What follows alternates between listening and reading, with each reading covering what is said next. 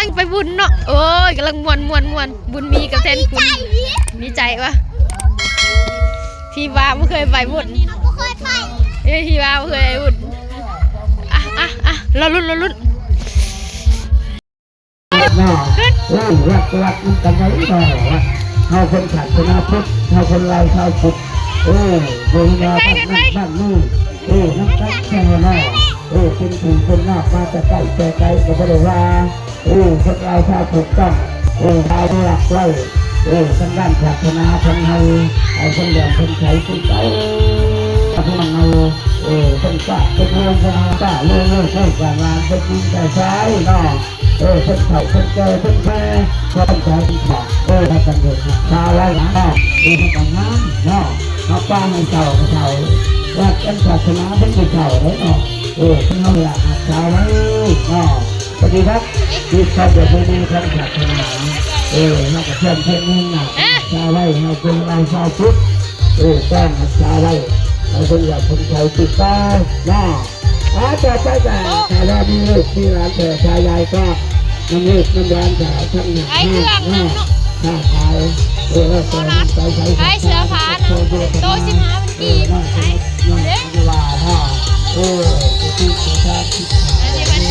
้7,000 กีบ10,000 กีบพอซื้อจะโต15,000 กีบน่าจะไปซื้อนี่นะฮะนี่โอเคบักเด้งดึงก็พี่น้อง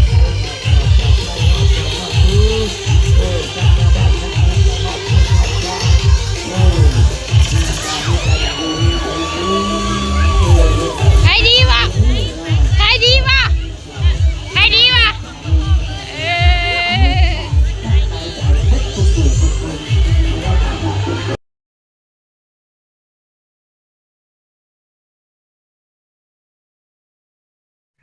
มาส้มด้วยกันทุกค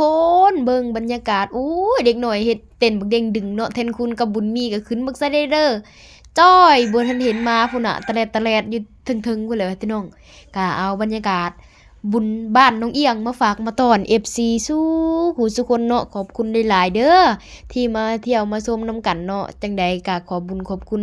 ที่มาเต้นมาซัพพอร์ตเด็กๆเนาะดีใจว่าซั่นพามาเลาะเด้บุญบ้านเฮาก็หากะตัดพี่น้องกะหลายมือแล้วแหละเนาะผ่านมากะหาก็น้องเอียงกะหาได้ตัดภาพมาขออนุญาตพากเอาเนาะทุกคนเนาะเพราะว่ามันอยากมีเสียงดนตรีแน่น้องเอียงกับบ่ฮู้ว่ามันสิผิดกฎบ่เนาะจังใดกะเว้าเอานี่แหละเพราะว่าค่ะเอาบรรยากาศสดมานี่เสียงรบกวนหลายเนาะเสียงเพลงเสียงอีหยัง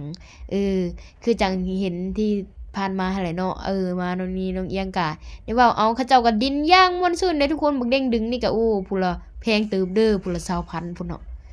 ขึ้นบักไซเด้อก็พุ่นละ20เนาะน้องเอียงก็พา FC มาเลาะต่อเนาะมาเลาะเบิ่งน้องเอียงก็เลาะไปเรื่อยๆซื้อส่งว่ะเลาะไปขายเครื่องหลายแฮงเนาะพี่น้องนั่นน่ะบรรยากาศน้องเอียงสิพา FC ไปลิ้นเกมเด้อทุกคนเด้อไปลิ้นเกมยิงหมากอันน่ะนะยิงกวดน้ำเด้อถ้าเบิ่งนำกันเลาะไปพี่น้องลิ้นมักกะลอกกะแลกโอ้ยหลายแฮงพี่น้องเลาะกับเอื้อยได้มื้อนี้เดี๋ยวเฮาสิไปลุ้นกันเนาะว่าน้องเอียงสิพา FC ไปเลาะลิ้นอีหยังอยู่ทางด้านนอกเนาะตอนนี้ก็อยู่บรรยากาศภายในวัดเนาะเดี๋ยวน้องเอียงสิพา FC ทุกคนออกไปเลาะว่าปีนี้ถือว่ามีเครื่องของแบบมาขายหลายแฮงน่ะทุกคนเครื่องลิ้นเครื่องอีหยังหั่นน่ะแบบลิ้นแบบสนุกๆหั่นน่ะเนาะก็หลากหลายแฮงเนาะแล้วก็ของลิ้นเด็กน้อยบ่เนาะเป็นเสื้อผ้าแนวอยู่แนวกินครบได้ทุกคนนี่เนาะก็ทางเข้าวัดบ้านน้องเอียงเนาะอันนี้ก็น้องเอียงก็สิออกไปนอกวัดเนาะว่าเพิ่นขายอีหยังมีอีหยังให้ลิ้นแน่หั่นน่ะน้องเอียงก็จัดไปแล้วแหละพา FC ไปเอ้ยว่าซั่นออกไปเลาะทางนอกว่าซั่นนะน้องเอียงก็ออกมาทางนอกก็มีหลายเด้ทุกคนน่ะคนขายมีสัตว์บักปุ้งเป้าโอ้น้องเอียง อียงก็อยากชวนหลานมาซัดแต่ว่าหลานบ่ซัดให้เนาะแล้วก็มาเกมแล้วว่าซั่นเจอน้องเอียงว่าซั่นโอ้ยยิงถึกแล้วมันบ่ลงขนาดทุกคนเดี๋ยวเบิ่งกันคักได้พี่น้องเอ้ยเขาเจ้ายิงตกปุ๊ปี้บัดน้องเอียงล่ะบ่ตกบ่ดากพี่ซัง ยังสิยิงให้ FC เบิ่งเนาะอันน้องเอียงมายิงตัวนี้ละโอ้ย2ลูกหมอลูกละ 2,000 กีบเนาะแต่เป็นเงินไทยน้องเอียงบ่ฮู้ว่าเท่าใดเนาะ10ลูกก็จะเท่าอยู่5บาทนะถ้า10ลูกน้องเอียงก็จกเงินออกมา 2,000 ว่ะโอเคน้องเอียงเอา2ลูกว่าซั่น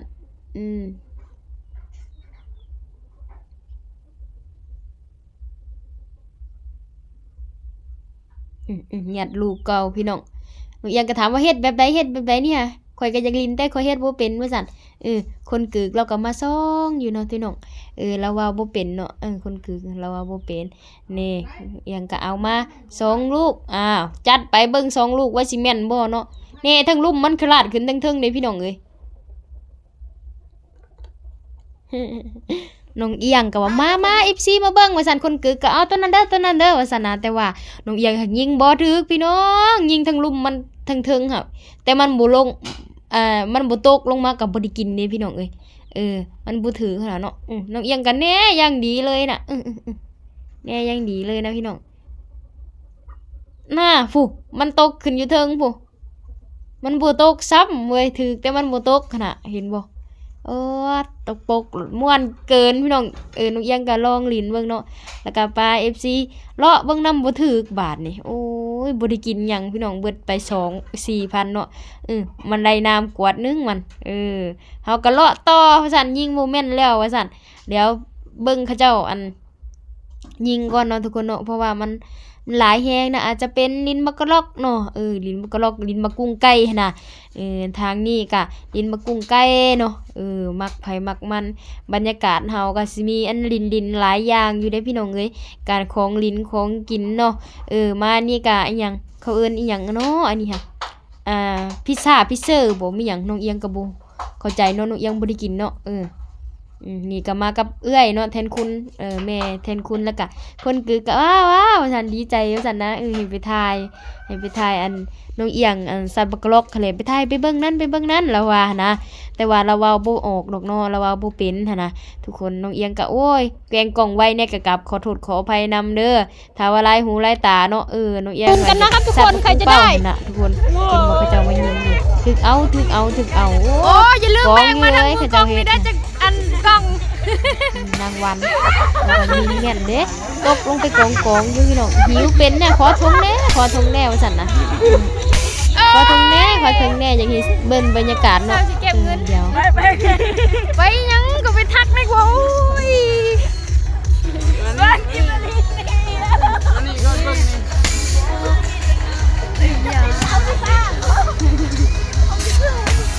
โอ้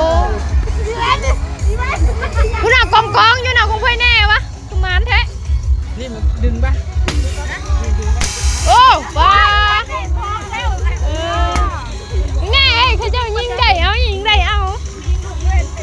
ว้าวจะคงค่อยเป็นคงค่อยบานนี่มานเก็บมาว้าได้หลายแท้คุ้มอยู่เนาะว้าว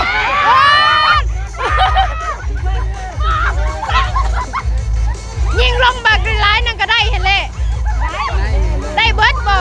ตกเท่าไรก็ได้เบิร์ดก็ได้เบิร์ดนะ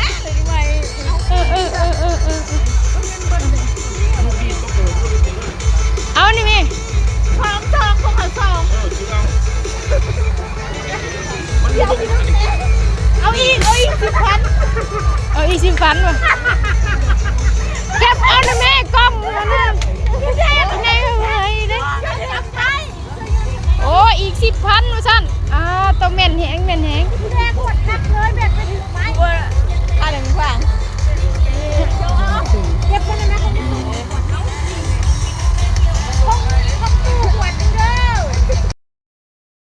เป็นจังใดพี่น้องพาพี่น้องมาเที่ยวบรรยากาศนอกกะกอบขอบคุญขอบคุณหลายๆที่ให้เกียรติติดตามมา